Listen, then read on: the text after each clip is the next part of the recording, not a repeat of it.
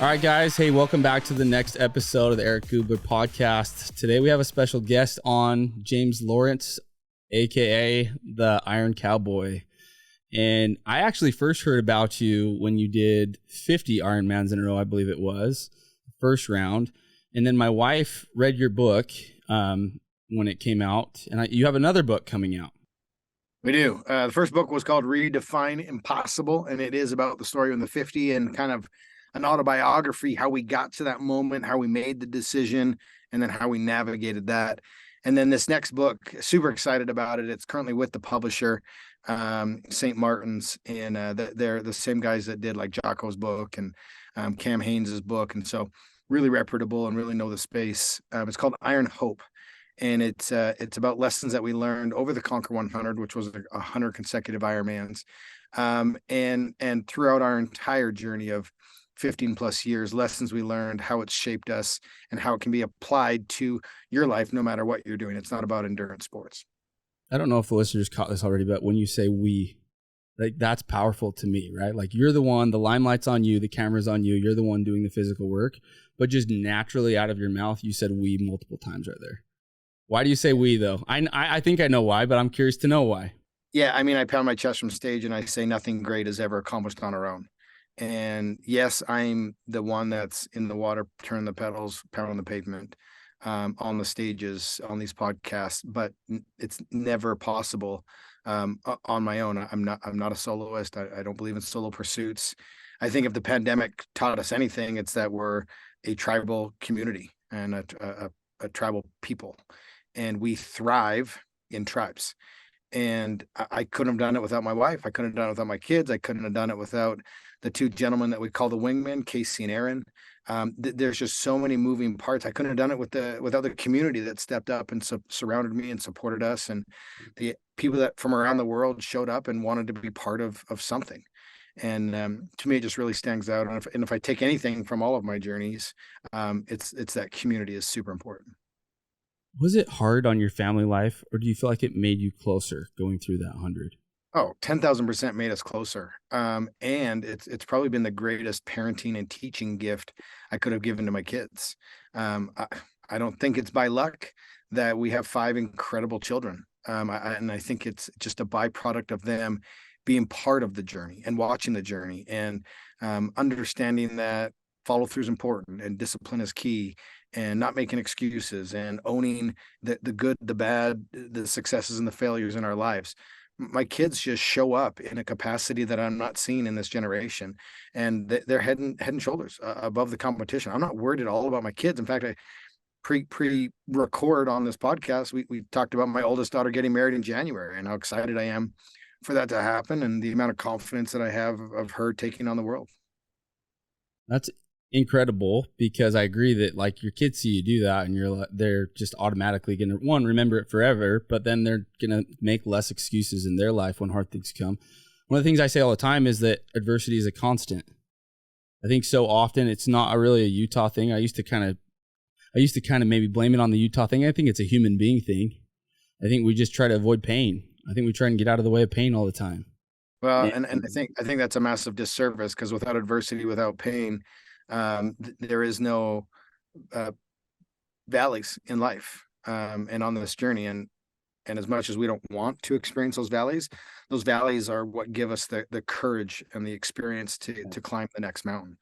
And life will always be a continuous journey of peaks and valleys, and understanding that the peaks and the valleys, that this too shall pass, and there's good in every one of those moments, and we get to choose how we navigate through those valleys and how long we sit at the bottom of a valley, because they're inevitable, and it's what ultimately will make us into who we are and give us the strength to climb out of the valley and get to the mountaintop.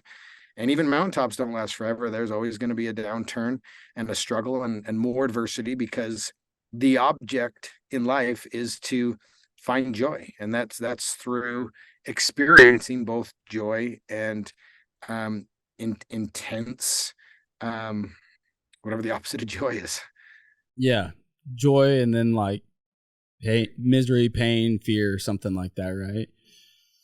Yeah, it was recently brought up to me that like the yin yang symbol. I love the yin yang now because if you look at it, it's like it's thicker on one side and then it has a fishtail on the black and the white, but they're equal parts within a circle. And we usually look at circles as like it's whole and complete. And if you were to spin it, it would look like they're chasing each other, right? But too often, and I want to say Christians, maybe again, it's human beings, but I just say Christians because in any church that I've ever been to, it's like, be obedient, do what's right, avoid pain. Like if you do these things, you're going to earn, like, God's going to love you and love you a little bit more, maybe take trials out of your life. And it's like, well, if he really loved us, would he really do that? And the yin yang to me is the perfect like visual of that, because if it is whole and complete, then it has to have one and the other. You have to know fear in order to know faith. You have to know pain in order to know joy. You have to experience it. Let it be, like, let yourself be with that, if that makes sense. But so often we just try to run from it, and we try to have that whole space be filled up with white, but they're both equal parts. I think the Chinese are maybe smarter than we are in a lot of things, but I think they run most of the world right now. Yeah, probably. Yeah. Let's talk a little bit about, because remember in that book behind you, we're talking about pain. I think a good play off that is things like you weren't always the greatest runner. You weren't like this Ironman crazy guy from birth, right? You also had some financial hardships. I think it talks about like you built your dream home and then you were in the mortgage industry, if that's correct. Correct me on some of this stuff, but like you kind of, you had this high and then you crashed and then there was ups and downs. Can you kind of talk about that? Yeah, those peaks and valleys. A lot of people, they look at social media, they see headlines, they see the experts, and they just assume, oh, I can't do that. That person's different. And the reality is that that person started typically from a rock bottom place. And you can go in anyone's lineage, and at some point in time, the family was miserable or the family was broke or whatever. And you have an opportunity to step up and change that lineage. And I've had every genetic test done. I'm just, dude, I joke all the time. I'm like, I'm an average white Canadian, and I am. I don't have a single genetic gift that allows me to do the things that I do, except for my understanding of showing up every single day. My journey to our endurance world records and ultimately doing something that nobody's been able to do started with a 4-mile fun run that I suffered through. And really just baby steps and not allowing that moment to define who I am, having the courage and being okay with sucking at something when you first start it. And newsflash, anybody listening, you're going to suck when you start anything new. Maybe you have a little bit more gifts than the next guy, but ultimately you're not an expert when you start anything new. You may be decent at it, but most people are terrible, and that's okay. That's a great place to start, and that's really where we started. And yeah, I came from another country with $0. I came to visit one friend, meant it to be a vacation. And 23 years later, celebrating our 23rd anniversary, I found a girl, and it completely changed my life. But I went down the American dream, and I started my own mortgage company, and I was an entrepreneur, and I have been my entire life. And 2008 happened, and you're right, we had just built our dream home, and they knocked on my door, and they took away that home. And we were at rock bottom, and it was just a valley. I mean, one of the valleys that we talked about that I'm grateful for. What was the biggest? I've never had my home taken away, and it's something that scares the heck out of me, right? Like I never want to be in that position, and I would feel like you'd be the same way. What was it like before, during, after? What did it feel like? Tell us about that experience, and what was the biggest takeaway? Yeah, it's humiliating, to be honest, and it's super hard to navigate. We literally had 5 little kids, ages 7 and under, at that time, and we were on our way up, and we were making money, and we were thriving in the industry, and then things outside of our control happened. And in that moment, we all have a choice. We now get to choose how we navigate what just happened. And some people never recovered. And I saw it as an opportunity to change my life. and it brought my wife and I closer together, and it brought my kids closer to us. And we just bound together and started to fight and created a new history. And our past, as humiliating as it was, it didn't define who I was. And they will never take my home away from me again. That's amazing, though. And one of the greatest realizations is, okay, let's say they do take it away again. I'll just rebuild. So I'll just create done it all. before. I'll Yeah. just create it all again. But I've really, learned from that and put up a bunch of safeguards and really diversified in business and in how I structure everything. Man, I mean, we lived through a massive valley in the pandemic, and we thrived through it. And it was because we learned from 2008, and we put measures in place to protect ourselves. And that was an amazing learning experience. Someone could be continuing to throw themselves a pity party, and I was like, whoa, I do not like how that felt. I do not like what that was, and I'm going to do everything in my capacity to make sure that doesn't happen again. Yeah. Do you feel like it took some time? I mean, or was it just pretty soon after you got your house taken away, you're like, okay, we're going to make this work. Let's band together. We're a team. We're going to figure this out. Or did it take a few months? It was an immediate decision. Really? It was an immediate decision. I've just recognized in life that we should all throw pity parties for ourselves, but they have to be incredibly short-lived. And I just call it having a quick turnaround. And we all need to pause, internalize, reflect, and then make the necessary changes. And it serves nobody to extend the pity party. And in fact, it's called catastrophizing. And what that is, it's looking into the future, worst case scenario, and allowing it to dominate your mental space. And if you sit there for too long, it becomes destructive. And then it leads to anxiety, which is a quick cousin to depression. And then what? And then you start to spiral, and now you're in a losing battle. And so the fast turnarounds are super important. And a fast turnaround doesn't mean fast results. It took a decade. It literally took a decade, but now my life has completely changed, and I am living the life of my dreams. I do have my dream house again. They will never take it away from me. But people not only want a quick turnaround, they want quick results. Yeah. And unfortunately, the top of the mountain does not come quickly, or quickly as we want it. But it's worth it. And if you keep fighting, you'll eventually make it. And I'm in a place in my life where I wake up every single day and I think I'm dreaming. And it's incredible. Like I wake up fired up, excited to tackle every single day. And it's not mortgage industry either. That's the other thing. It's like now it's your personal brand, what you built. It's coaching, teaching. You got masterminds now. I was actually looking at some of them last night with my wife. The one that you did in Kanab last year at that Cave Lakes was really cool. We have a video out. We've got we did that one in Kanab, Utah. Our next one's in 3.5 weeks. It's a Sundance Ski Resort here in Utah as well. Then we've got one in San Diego, California. And then in May, we've got our flagship event, which is on a private British island, which is going to be incredible.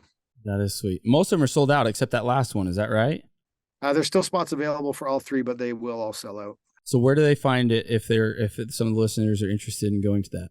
Yeah, just go to ironcowboy.com and click on Grit Experiences, and it'll bring up those events we just talked about, and it'll also bring up our year-long mastermind. That's awesome. One of the things that came to my mind as you're talking about all of that, have you read the book Obstacle is the Way? The Obstacle is the Way? I have. Become pretty popular, right? Like everything that you're saying is that book to me. And for those listening, if you haven't read that book, the basic, I guess, principle that I'm pointing to here is that, hey, we're all going to have crap happen to us in our life. Like you lost your house. But it's not about the big events or the obstacle that presents itself. It's about how quickly we can get around, over, under, somehow get past that obstacle. But what you said, I think, is so profound, like internalize it, experience it, feel it, be with yourself, but a short period of time. So then go find solutions and fix it. To me, when I read that book, whenever it came out, it was a couple years ago, just this light bulb went on for me of like, that's it. It's all going to happen. Like there's going to be stuff that's out of my control that happens to me in my life. It's not about that. Quit worrying about that, because catastrophizing, like you said, about things that could happen. It's all about, hey, when it happens, you almost like let it in the door and say, hey, I was expecting you. Let me experience this, and then just get around you or over you or under you as soon as possible. Yeah, the fire is inevitable. Fires are inevitable. And it's about, like we just discussed, it's about pausing, allowing that moment to be real, not ignoring it, don't pushing it down, don't swipe it aside, recognize it, and then blast through the fire and get to the other side. In life, we all have to learn the same lessons. And you get to choose how fast you learn those lessons.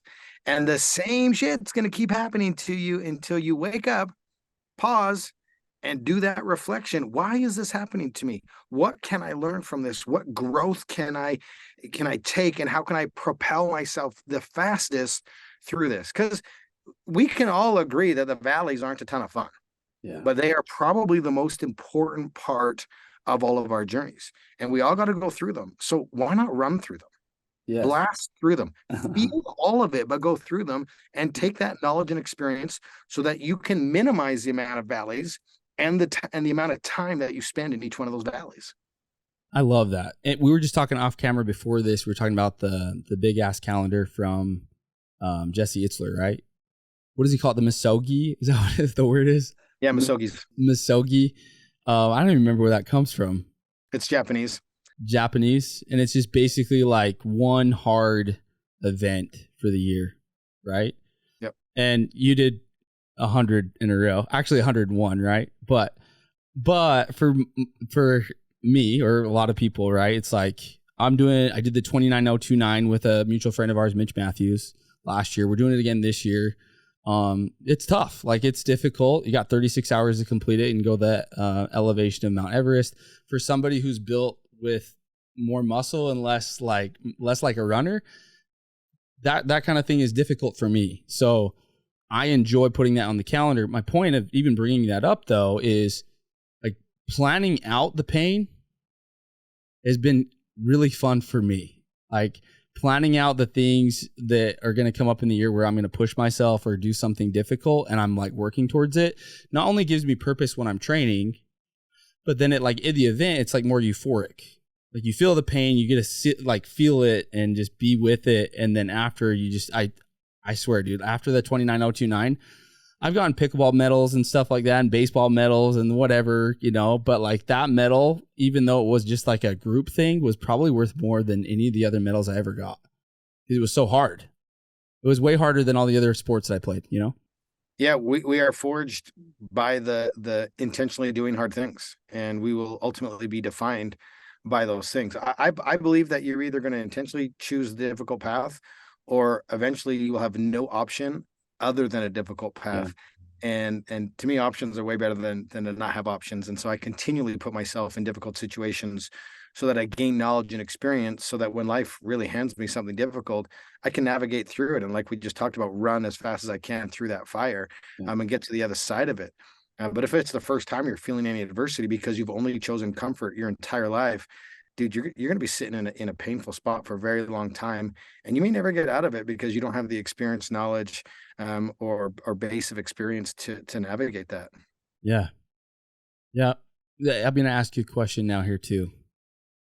So you did 50 Ironmans first. In 50 days through 50 states. 50 days through 50 states. Why the hell did you do that? Like, what led up to it is what my question is. What was the decision where you're like, yeah, let's go for this? Yeah, I mean, life is about chasing down the most incredible version of who you are, and that's a moving goalpost, because we're continually evolving, and that definition of our best version or best self changes all the time. And for me, when I started on this journey, the goal was to do one Ironman, and I saw the world championships on TV, and I was like, I want to do that. And I just started charging towards that, and it took me years, but eventually felt comfortable enough to toe the line and had an amazing experience. And I was like, I want to do that again. I can do that better. And it was right when we lost everything in '08. And so in 2010, I wanted to raise money for charity. You hear, I just finished watching a Netflix series about blue zones, and that's the most highly concentrated populations of centurions, people that lived over 100. And something common between all of those blue zones was acts of service. And so when I was at my bottom, I was like, okay, how can we raise money for charity and somebody else? And I'd seen a lot of people trying to do it through racing, and so I was like, okay, I'll try to break the world record for the most half Ironmans to build dams in Africa. We'll call it the Try and Give a Dam project, and we'll see if this can shift the energy, if I try to do something in the service of others. And it kind of started this incredible journey for us. And then 2012, the world record for the most Ironmans. We did 30 Ironmans through 11 countries, all official events.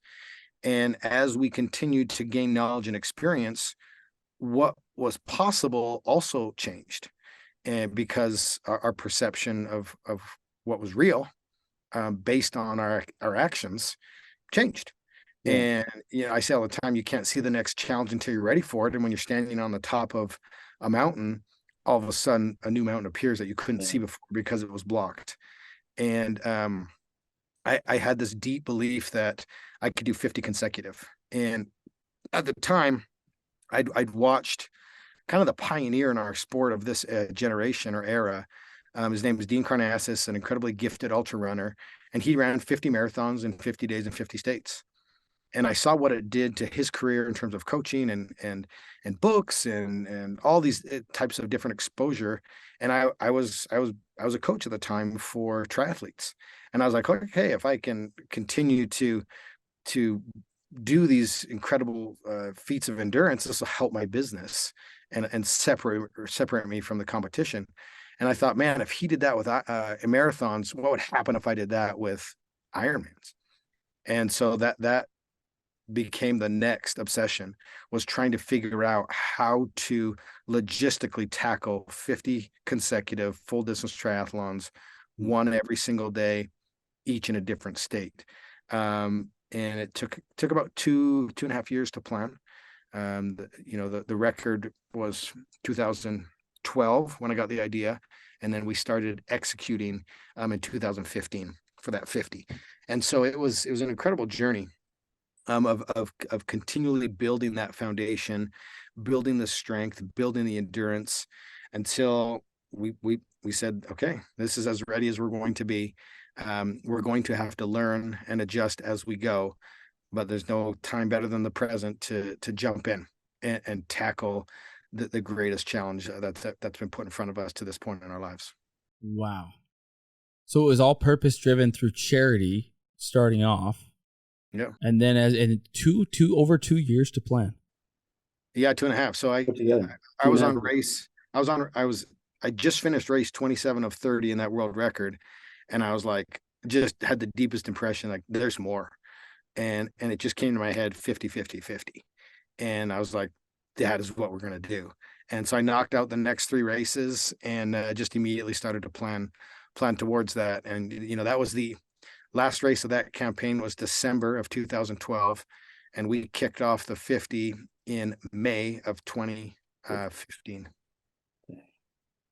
And then somehow you had the crazy idea of doing 100 to double it. And that was all in Utah though, right? Yeah. So the concept, when I started to put together the plan for the 50, it was, okay, great. How many consecutive Ironmans can a human do? And that quickly went to the wayside when we were just slapped in the face with chaos and logistics and the enormity of the United States and fatigue. And so there were so many outside factors. And so when the pandemic hit, I was like, oh man, I'd always wanted to redo the 50 because we learned so much about how to do it. But I was like, but I still want to find out how many a human body can do mentally, spiritually, and physically. And so I thought to myself, okay, if I can put team systems in place, if I can remove chaos and the logistics and the enormity of a moving circus. Could we double what everybody said was impossible? Could we defy logic? And that became the mantra for the campaign, was defy logic. And I mean, so many mistakes were still made. And it's just the continual evolution of pushing boundaries and the ceiling of potential. You're going to run into things that you didn't anticipate. And, everything was so fast moving at that time. Even though it was during the time of the pandemic, I'd been speaking full time, 80 stages a year. I've spoken in 56 countries for 5 years. And when the pandemic hit, all of that disappeared like overnight. And I just saw an opportunity, and I was like, this is the moment to execute. And unfortunately, I gave myself 4 months to prepare for the largest endurance challenge in sports history. And that led to so many complications. And I was going to use the first 50 days to really get my body used to the volume and doing it again. And then I was going to push the envelope on the back 50. Well, by day 5, I mean, I already started to develop stress fractures. The volume ramp up was way too quick. It became, how tough am I mentally, and how much can I draw from my experience to survive the next quarter of a year that I was facing. That's the part that just gets me every time I hear that, James. Like, it just blows my mind that you're getting stress fractures and you're getting all these like that's physical. Like, that's actually happening. It's not made up in your mind. No, 100%. How do you push past that? Because 99.9% of people are just like, oh, we'll try again. We'll try again. Yeah. And what I've just really recognized in the course of my career is that your mind is so incredibly powerful, and it gets to a point where you need to experience expansion in your mind. And that only happens when you don't quit on it. And the more that I showed up, my mind recognized, and it said, oh man, he is going to keep showing up. So I need to adapt and recover as fast as I can, because he is letting me know that he's showing up. And because of that, then you have a mindset shift, and it expands to what's more possible. And it says, okay, if he's going to keep showing up, I have to get this ready and do what I can. And I also have this gift to where I can manage pain. And so I've recognized that pain has a threshold, and it kind of doesn't get any worse than that.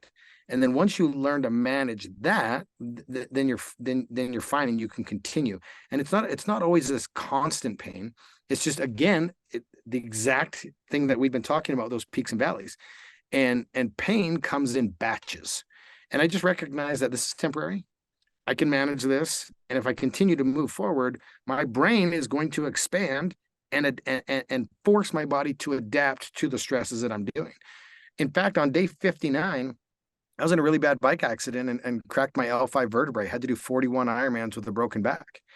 And it was just a massive realization to me that I get to choose where I put my focus and attention. And although that happened to me, I got to choose how to navigate that experience. Yeah. And in life, we get to choose how we navigate the things that are happening to us.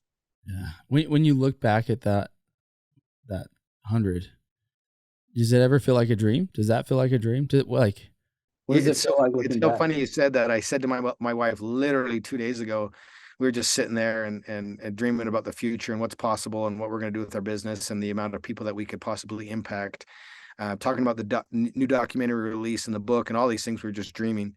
And I said, man, doesn't it feel like the 50 and the 100 were a dream?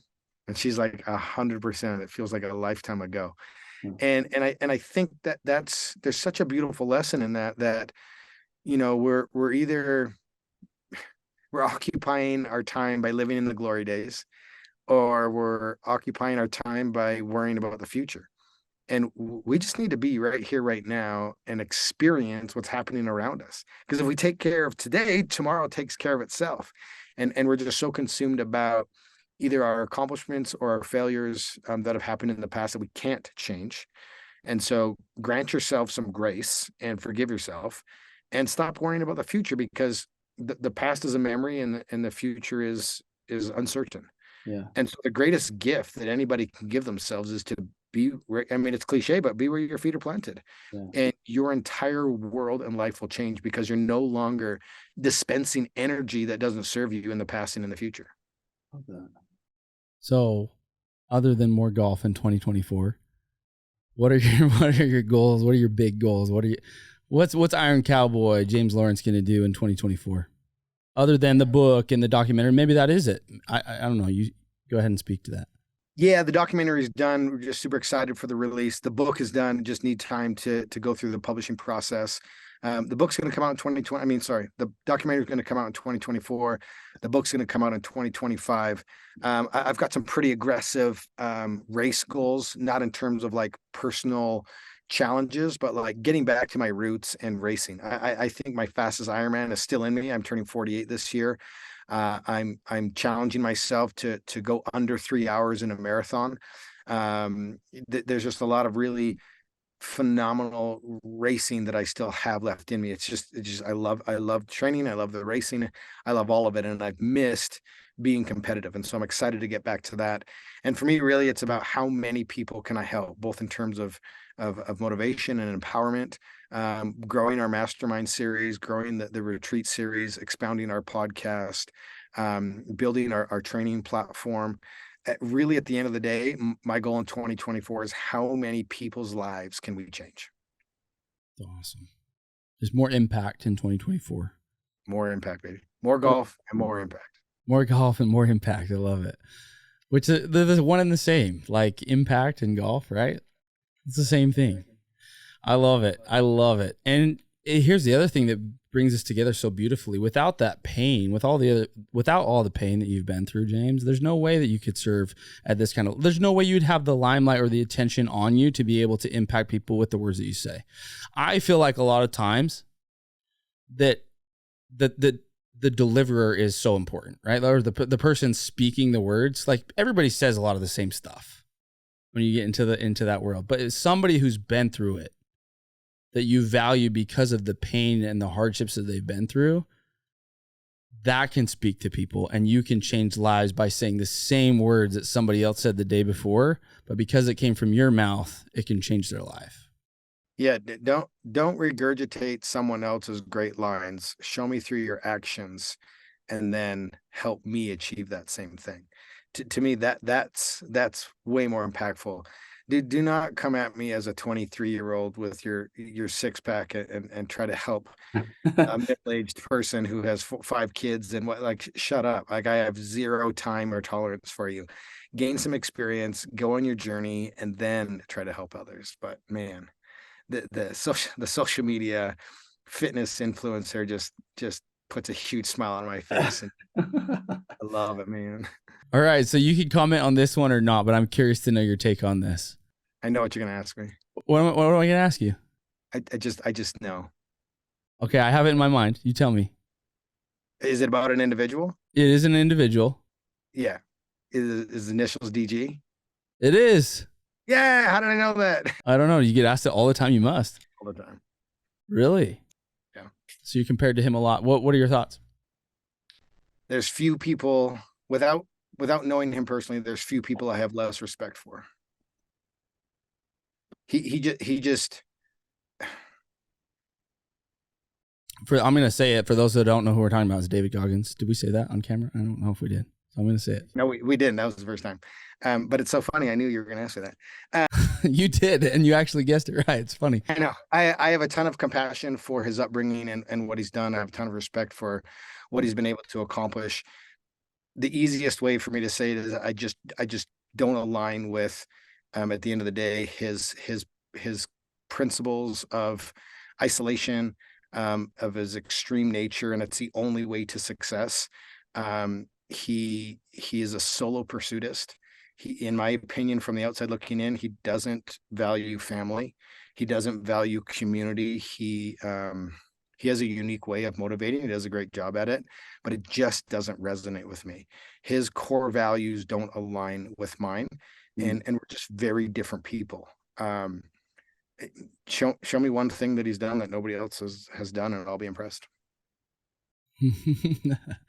Yeah, it's interesting. I think there are a lot. I think he's gotten famous on social media for sure, right? For the things that he says and does. And he's super loud. He's pop culture. Yeah. And I think maybe there are some people that he can touch for sure. He's no, don't misinterpret. He's having incredible impact. It's just not my style. We're just very different. I put at the top of everything family, community, and from what I've heard, he really pushes. You have to go extreme. You have to go all in. You have to do it by yourself. It's just not my belief system. It's great that it serves him, but it just doesn't serve me, my community, and my belief. And I wish him all the best. I have no ill feelings towards him. I think he's done a great job. In fact, he's done an incredible job. But at the end of the day, our values are probably not in alignment. Not in alignment, yeah. Yeah, I love this saying, in regards of getting to 10, like what's 8 plus 2? 10. 10. What's 5 plus 5? 10. What's 20 divided by 2? 10. So there's infinite amount of formulas, equations, whatever to get to 10. For sure. But a lot of times we'll look at Goggins, and I think this is important for people to realize and understand. And what you're really saying is there's ways to get there. There's lots of ways to get, but where's there? Where do you want to go? And when you say alignment and you don't align your core values with him, it's not for you. But you're still going somewhere. I mean, you can take two approaches, right? You can either prove yourself right or you can prove other people wrong. They're very different energies, in my opinion, but they're both going to get you to the same place. And if that's what drives you, amazing, great, knock it out of the park.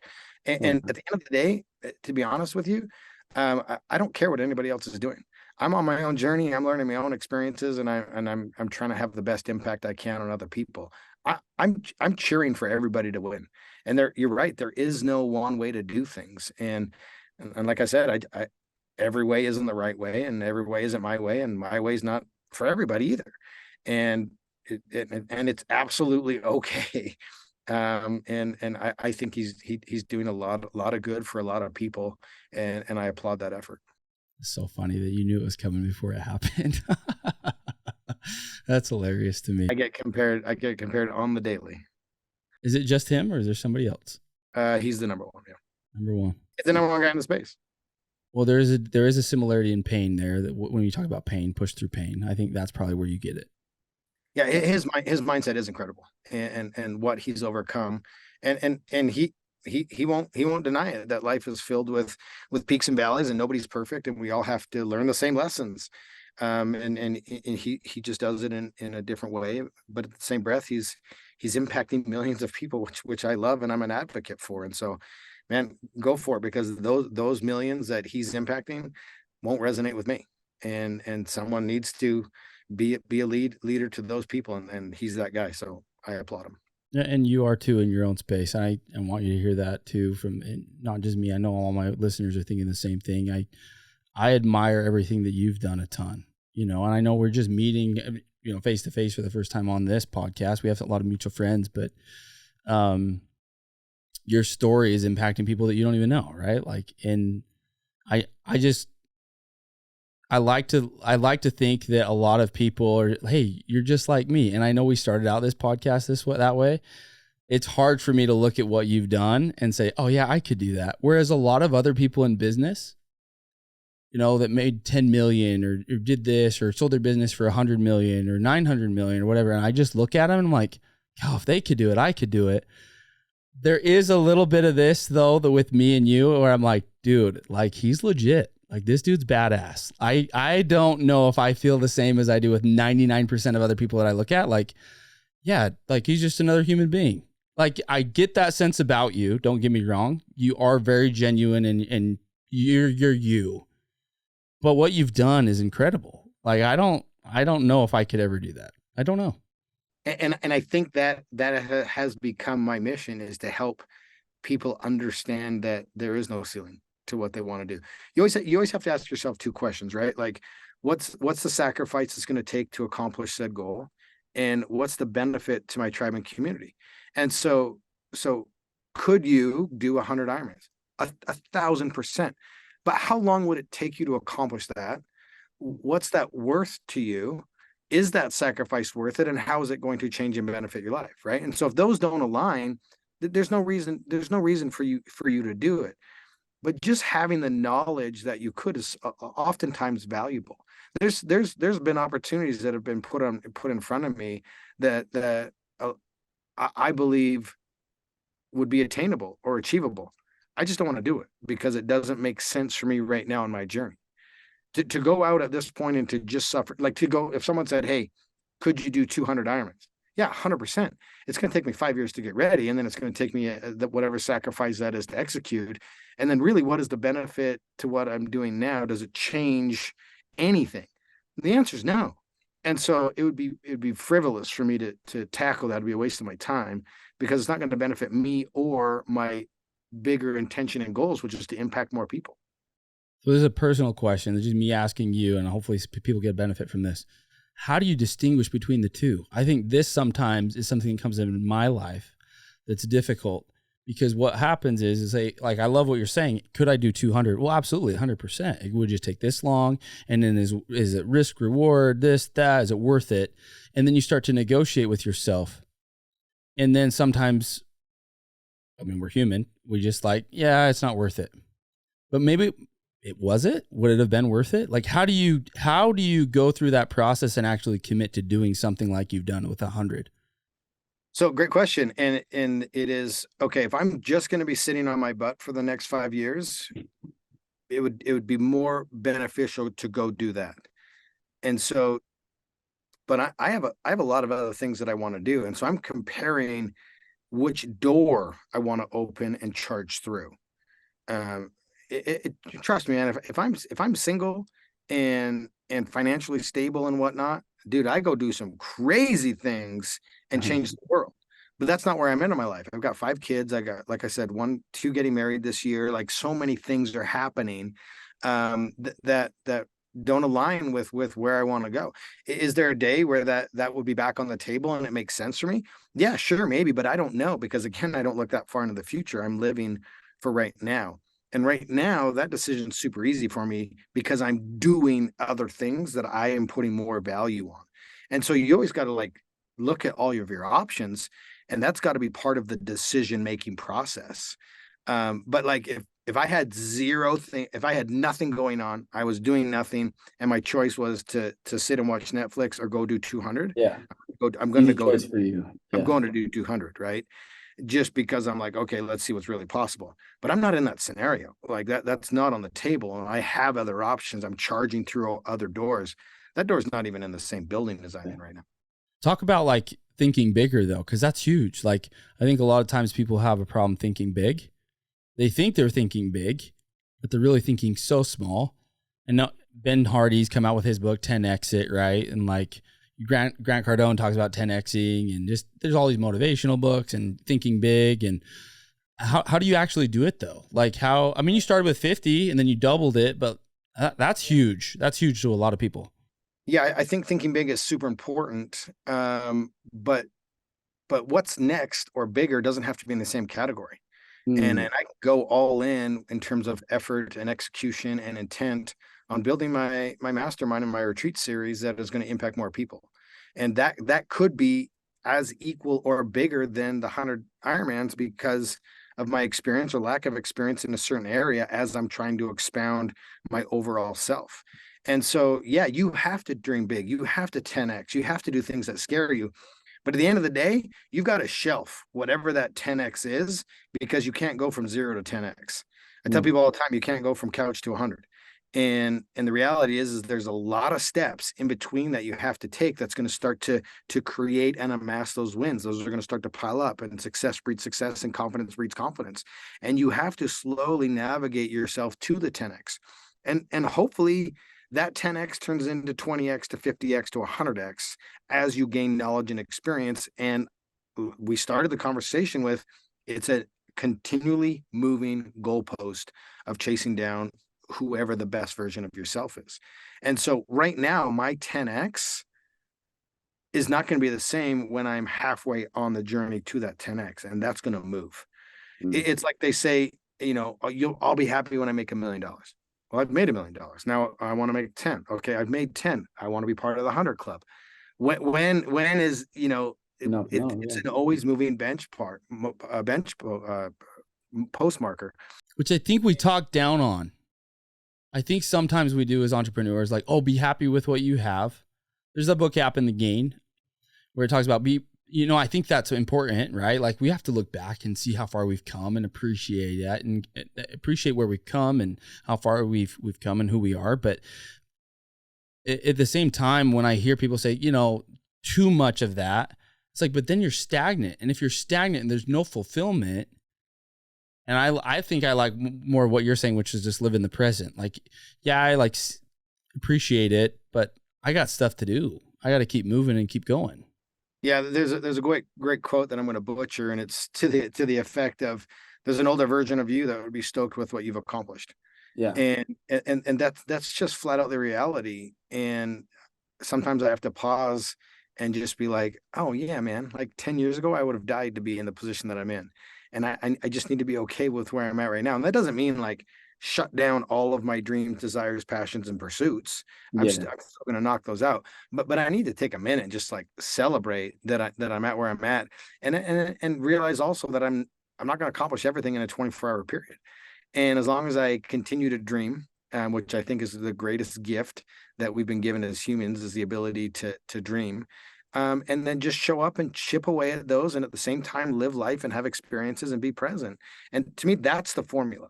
To dream so big that it scares you. Don't forget how to dream. Keep putting that out there into the universe, and then like be right here, right now, and just slowly chip away at it. Have experiences, open doors as they open, close them as they close. Meet people, have relationships. They can come, they can go, and that's the whole part of the process. I look back, dude. It wasn't about the finish line of the 50. It wasn't about the finish line of the 100. It's not that we climbed our mountain bikes up to the top of Mount Kilimanjaro. I ran across Greece. Like those are all amazing. And I look back at a lot of these experiences, and it's the pursuit.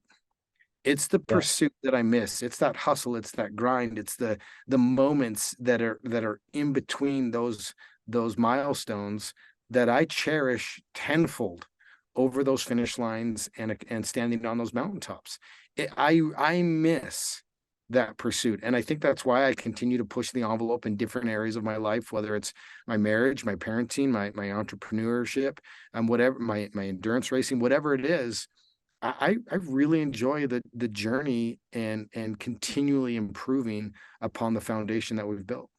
Yeah. That's what fulfills you. Mm-hmm. That fires you up.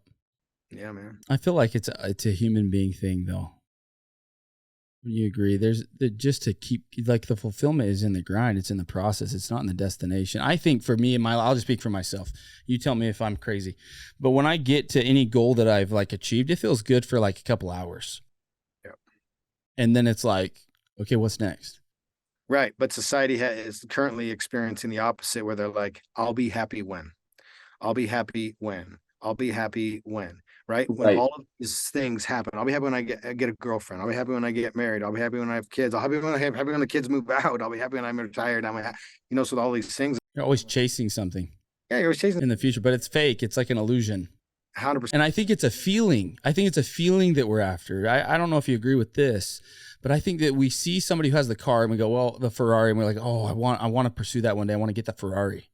I don't think there's anything wrong with having a Ferrari, but if you're attaching everything that you're doing to get to the Ferrari and thinking that that's what's going to make you feel happy, like what it sounds like, smells like, the girl next to you that you're driving around, however, whatever status it's going to get you, that's a feeling. We're seeking some feeling. We all want to be loved. It's a human necessity. And so we're seeking that, but what if we just felt that now? Yeah. Yeah, 100%. And those feelings come and go, and that's something that you're chasing through monetary possessions.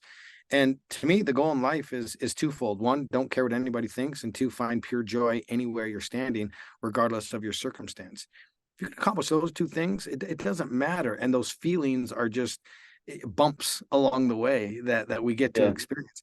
Dude, I bought an amazing truck 3-4 years ago. And every time I walk out and I see it, and I'm like, oh man, that brings me so much happiness. Not joy, but it brings me happiness. And I'll walk out to my garage or see my motorcycle, or I'll go to my gym and recognize that I have that at my home, or or my theater or whatever it is. And those bring me happiness, but not joy. Grateful for it. Yeah. And joy is something that is found in the present moment.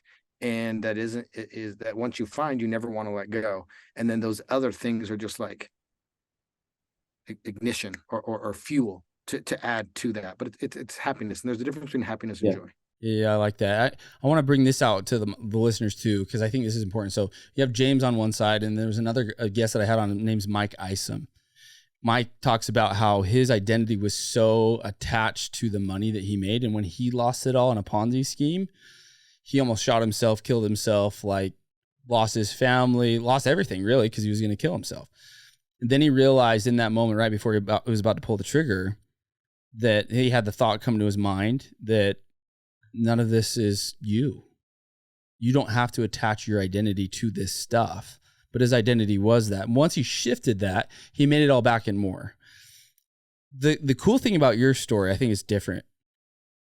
The cool thing about your story is, like, I asked you the question specifically for this reason, like, how long did it take you to get over that, like, losing your house? And you're like, dude, it was instant. I think that there's a valuable lesson, I think, and maybe I'm wrong, I've been wrong before, that your identity wasn't so tied up in that stuff. And so because you weren't tying your identity up in the money, in the stuff, in the house, it was like, well, I'm the same person without this stuff, so let's go. Let's freaking go. I think that's a valuable lesson. Yeah, 100%. And I'm at a point in my life where I'm experiencing that joy. And it's not because of the things that I have, it's the family and the relationships that I've created and the acceptance of who I am. And I don't care. Come take everything I have. I'll just go get it again. I'll find it. It'll be the joy of the pursuit again. Yeah. And so I'm just really content, really happy. And everybody always asks me what's next. And it's ultimate fight. You're going to be a UFC fighter, bro. I can see it right now.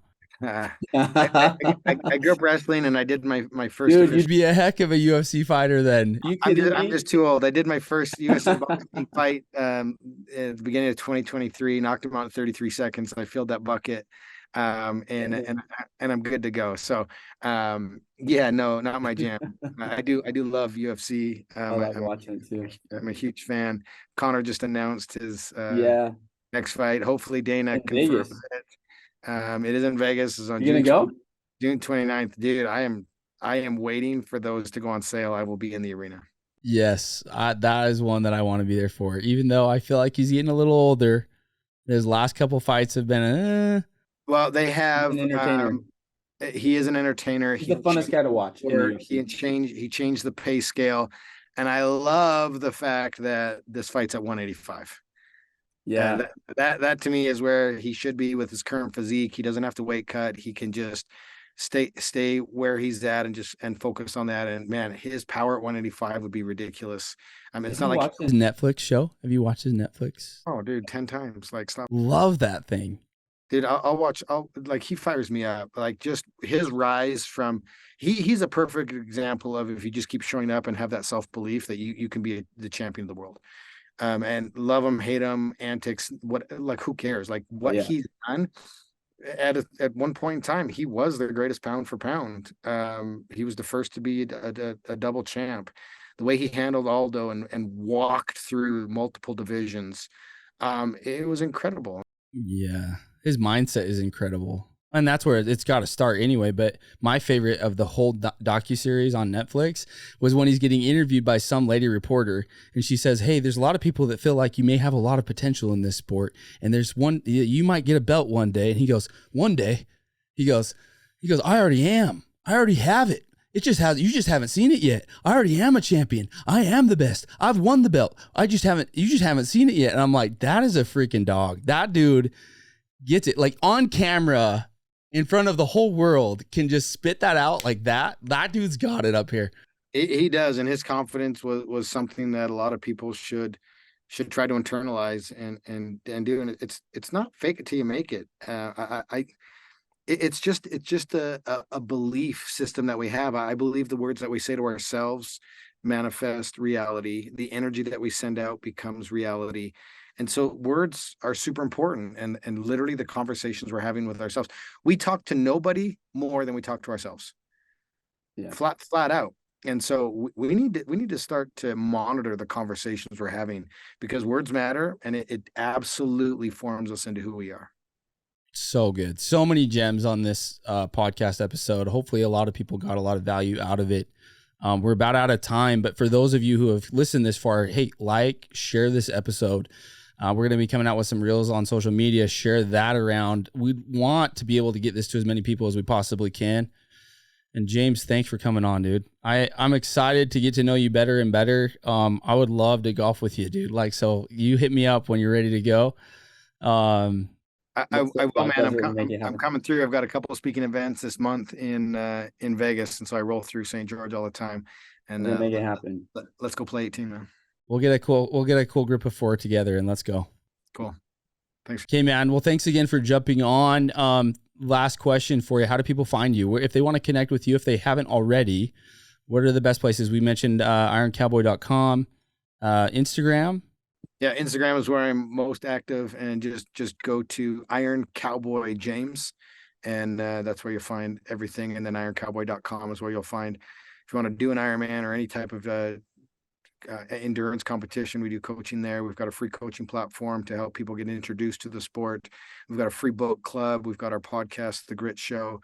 And then we've got the cohorts, which is the masterminds and the Iron Grit experiences. So tons going on, a lot of different levels to participate on.